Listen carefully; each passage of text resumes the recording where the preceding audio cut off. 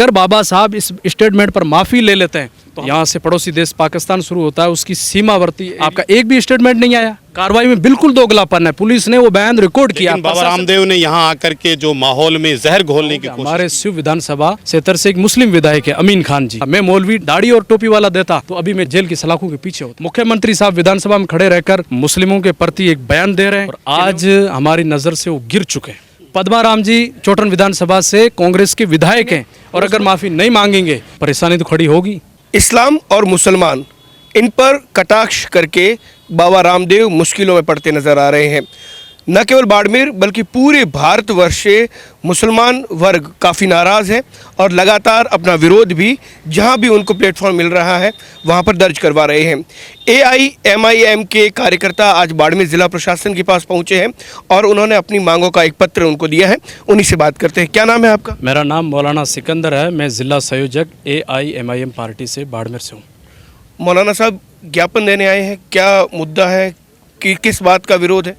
हमने ज़िला कलेक्टर बाड़मेर को एक पत्र दिया है पार्टी के नाम से कि बाबा रामदेव योग गुरु जो एक भारत में एक नाम रखते हैं, वो बाड़मेर ज़िला में चोटन विधानसभा क्षेत्र में एक धर्म सभा को संबोधित करने के लिए आए थे और वहाँ पर उन्होंने इस्लाम धर्म के ख़िलाफ़ और मुसलमानों के ख़िलाफ़ कई गलत टिप्पणियाँ की है जिससे माहौल ख़राब हो सकता है और हमको ठेस पहुंची है।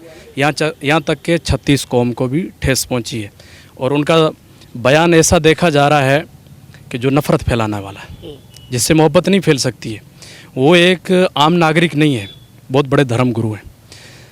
आज से 10 साल पहले हमने एक हमारे भारत की सबसे पुरानी तंजीम है जिसका बलिदान भारत की आज़ादी में रहा है, जिसका नाम है जमीयत उलमाए हिंद, जो उनको बुलाया करती थी और मंच पर उनको साझा करती थी। हम इसी बाबा रामदेव योग गुरु को सम्मान देते थे।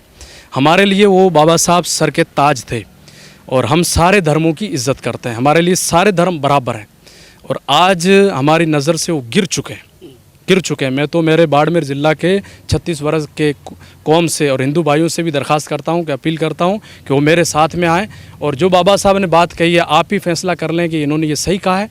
नमाज इस्लाम के बारे में उनको जानकारी नहीं है। इस्लाम को पढ़ो, इस्लाम एक मोहब्बत का पैगाम देता है, अमन का पैगाम देता है। हमारे धर्म का पैगाम ये है कि हमारा पड़ोसी अगर कोई भूखा है तो सबसे पहले शाम को अगर खाना बनता है तो उस पड़ोसी को पहुंचाओ।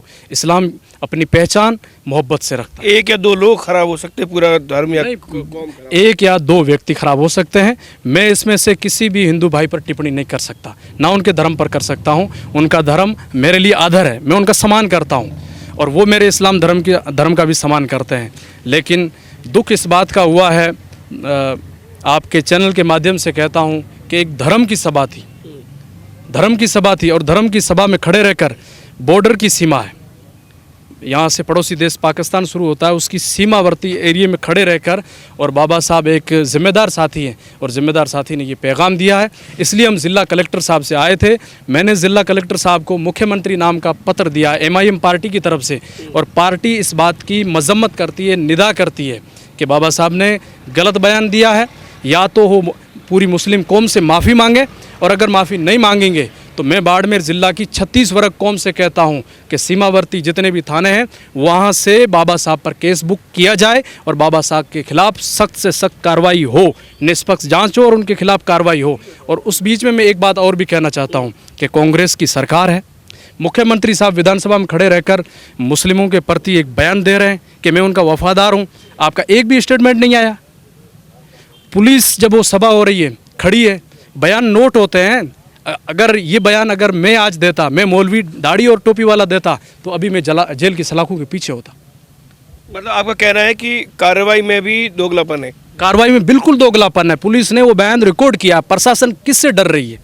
किससे डर रही है? आपको तो इंसाफ करना है। पुलिस के दो ही काम है, कानून को मेंटेन करना और पब्लिक को सिक्योरिटी देना। अच्छा, एक कुछ और लोगों से बात करते हैं।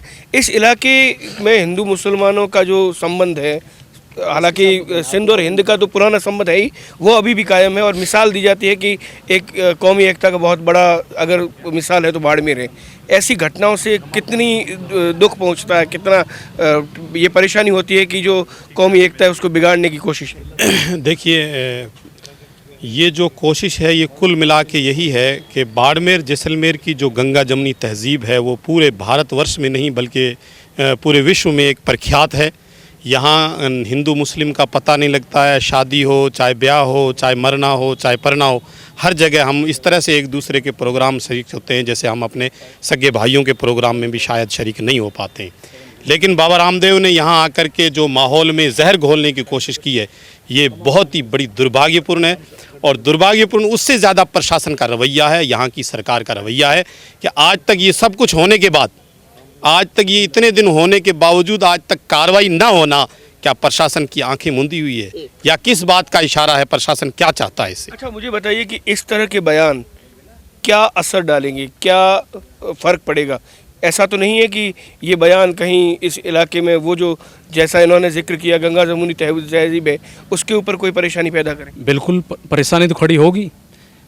बॉर्डर सीमा है और फिर यह अमन परस्ती है, भाईचारा है। ऐसे बयान को आजकल सोशल मीडिया का दौर है, बहुत जल्दी लोग इसको कैचअप करते हैं और इस पर गलत असर पड़ेगा। फिर मैं आपके चैनल के माध्यम से ये भी कहना चाहता हूँ कि हमारे शिव विधानसभा क्षेत्र से एक मुस्लिम विधायक है अमीन खान जी, ठीक है, उनका इतना पावर है कि वो एक कॉल घुमा दें तो बाबा साहब के खिलाफ कार्रवाई हो सकती है। उनका अभी तक एक स्टेटमेंट नहीं आया, मुझे हैरत है, अफसोस है। पद्माराम जी चोटन विधानसभा से कांग्रेस के विधायक हैं और उस मंच को साझा करते हैं। हमारे व्यक्ति इब्राहिम खान उनसे बात करते हैं तो कहते हैं हमारा कोई लेना देना नहीं है। हाँ, अगर आपका कोई लेना देना नहीं है, आपने मत साझा नहीं किया है, तो आपके सामने अभी भी एक अच्छाई का रास्ता है। विधानसभा सत्र चल रही है, आप विधानसभा में विधानसभा के जो जिला अध्यक्ष हैं, स्पीकर हैं, उनके सामने बात को रखें टेबल पर कि बाबा साहब के खिलाफ कार्रवाई हो निष्पक्ष तरीके से। और मैं मीडिया के माध्यम से देश के प्राइम मिनिस्टर से, देश के गृह विभाग से, देश के गृह मंत्री से, मुख्यमंत्री से और राजस्थान के जो कांग्रेस पार्टी के प्रदेश अध्यक्ष हैं उनसे और छत्तीसगढ़ से ये कहना चाहता हूँ, उनसे कहना चाहता हूँ अगर बाबा साहब इस स्टेटमेंट पर माफ़ी ले लेते हैं तो हम उन्हें माफ़ करने के लिए तैयार हैं। बिल्कुल, कम से कम अपनी गलती मान लें कि जो कमेंट उन्होंने किए वो ठीक नहीं थे, ये इन लोगों का मानना है। और सीधे तौर पर ये यहाँ कहना बहुत ज़रूरी भी है कि बाड़मेर और जैसलमेर जो सरहदी इलाके हैं, पाकिस्तान सरहद से लगे हुए इलाके हैं, यहाँ पर अल्पसंख्यक मुसलमान कम्युनिटी भी बहुतायत में रहती है और एक मिसाल के रूप में भी इस इलाके का नाम हर जगह लिया जाता है कि इतना बराबरी का माहौल यहाँ पर है। किसी भी तरीके से आज दिन तक किसी कौमी संघर्ष जैसे हालात नहीं हुए और इस तरह के बयान कहीं यहाँ की शांति को भंग न कर दे। एक ही मांग है कि सरकार इनके खिलाफ कार्रवाई करे, अन्यथा सरहदी इलाकों में हर थाने में मुकदमा दर्ज करवाया जाएगा। फिलहाल राजस्थान सरकार 2 दिन से इस मामले को लेकर पूरी तरीके से खामोशी अख्तियार किए हुए है। अब देखना यह है कि यह विरोध देखकर, क्योंकि टोंक में भी विरोध हुआ, अलवर में भी हुआ और आज सरहदी इलाके बाड़मेर में भी हुआ है, अब सरकार कब चेतती है यह भविष्य के गर्भ में है। सहयोगी जसराज जांगड़ के साथ दुर्ग सिंह राजपुरोहित, द बाड़मेर टाइम्स।